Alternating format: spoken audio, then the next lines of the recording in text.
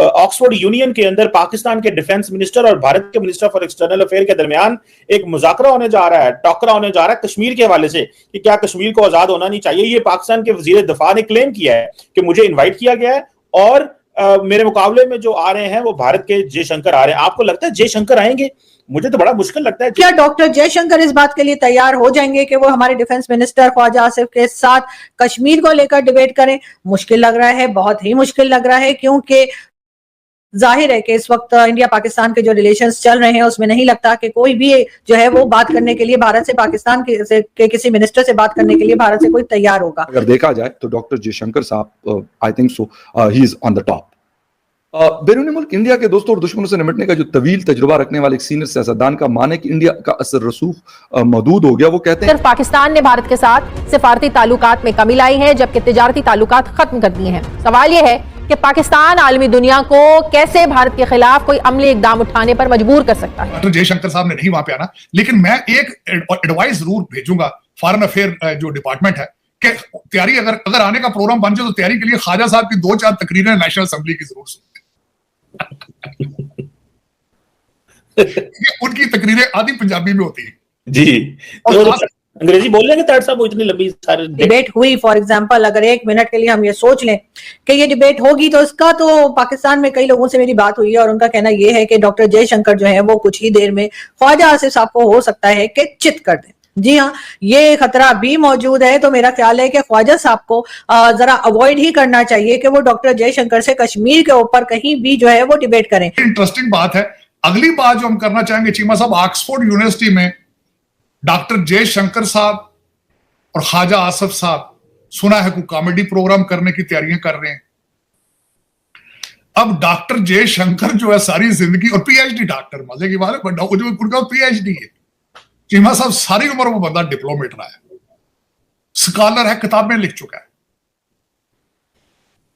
अब वो बहस मुबासा होगा और ख्वाजा, मैं एक वर्क करूंगा बाद में, मुझे पता है वैसे कि डॉक्टर जयशंकर साहब ने नहीं वहां पे आना, लेकिन मैं एक एडवाइस जरूर भेजूंगा फॉरेन अफेयर जो डिपार्टमेंट है कि तैयारी अगर आने का प्रोग्राम बन जाए तो तैयारी के लिए ख्वाजा साहब की 2-4 तकरीरें नेशनल असेंबली की जरूर सुनते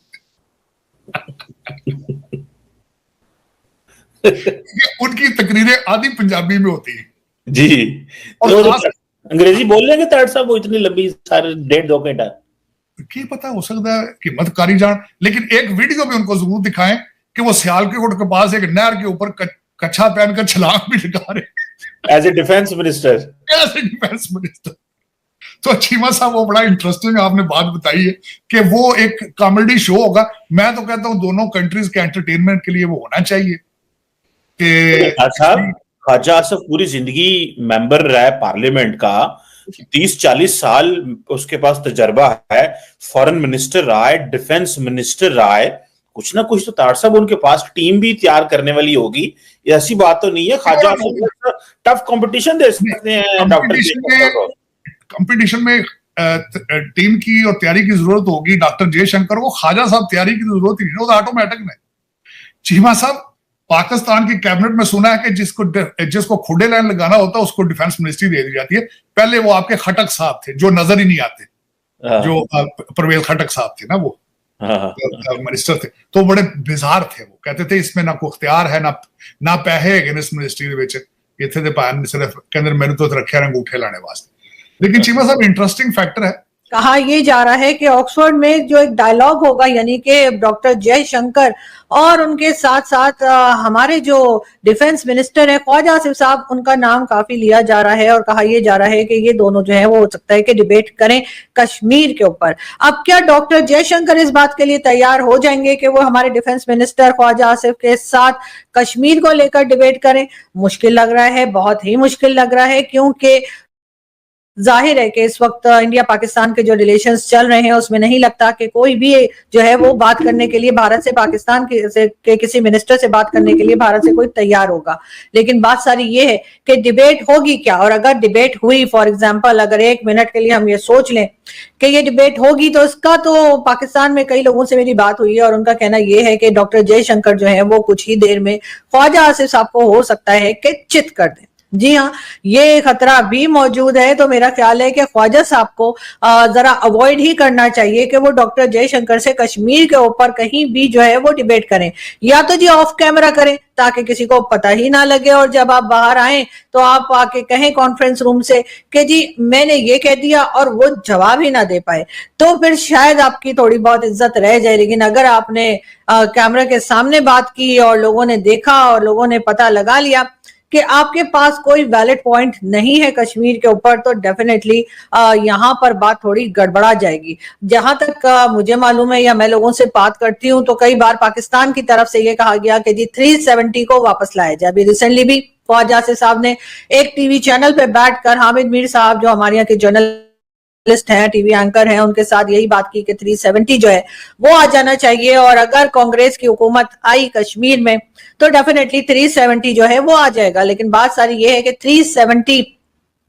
दोबारा लग जाने से, 370 वापस आ जाने से कश्मीर में पाकिस्तान को क्या फायदा है। अगर पाकिस्तान के आप किसी भी पैनलिस्ट से या किसी भी पाकिस्तानी से ये पूछें जो इंडियन टीवी पे जाते हैं या जो इंडिया के बारे में डिबेट्स करते हैं, उनसे अगर आप ये पूछें कि अगर 370 वापस आ जाए तो उससे पाकिस्तान को क्या बेनिफिट है, तो वो नहीं बता पाते, और अक्सर इस किस्म की बात करते हैं कि जी हम फायदा नहीं देखते, लेकिन बहरहाल हमें 370 जो है वो वापस लाना है कश्मीर में, लेकिन क्यों लाना है ये नहीं बता पाते। साथ साथ कश्मीर जो है वो बनेगा पाकिस्तान वाला नारा जो है वो अब थोड़ा कम हो गया है। अब कम से कम हमारे यहाँ से ये नहीं कहा जाता कि जी कश्मीर जो है वो हमारी शहरग है और कश्मीर बनेगा पाकिस्तान वाले नारे लगाने बंद कर दिए हैं, ये तो मैं नहीं कहूंगी, लेकिन कम जरूर कर दिए हैं। और उसकी रीजन भी यही है कि जाहिर है हमने देखा कि जम्मू कश्मीर में जिस तरह से प्रोग्रेस हुई है, जिस तरह से वहां पे इन्वेस्टमेंट की है भारत ने, तो भारत जो है वो बिना तलवार चलाए, बिना गोली चलाए या किसी भी तरीके से लड़े बगैर ही कश्मीर में जो है वो एक तरह से अपना सिक्का जमा चुका है। साथ साथ ये भी कहा जा रहा है कि जो एक नया वाटर ट्रीटी जो है जिसके बारे में बात की जा रही है, और भारत ने एक नया जो है वो लेटर पाकिस्तान को इशू कर दिया है, डेफिनेटली उसकी वजह से भी पाकिस्तान जो है वो बैकफुट पे है। और अगर ये पानी वाकई में रोक दिया गया और भारत की तरफ से कहा गया कि जी पाकिस्तान को जो पानी दिया जाता है वो कम अब दिया जाएगा, तो डेफिनेटली यहाँ पे परेशानी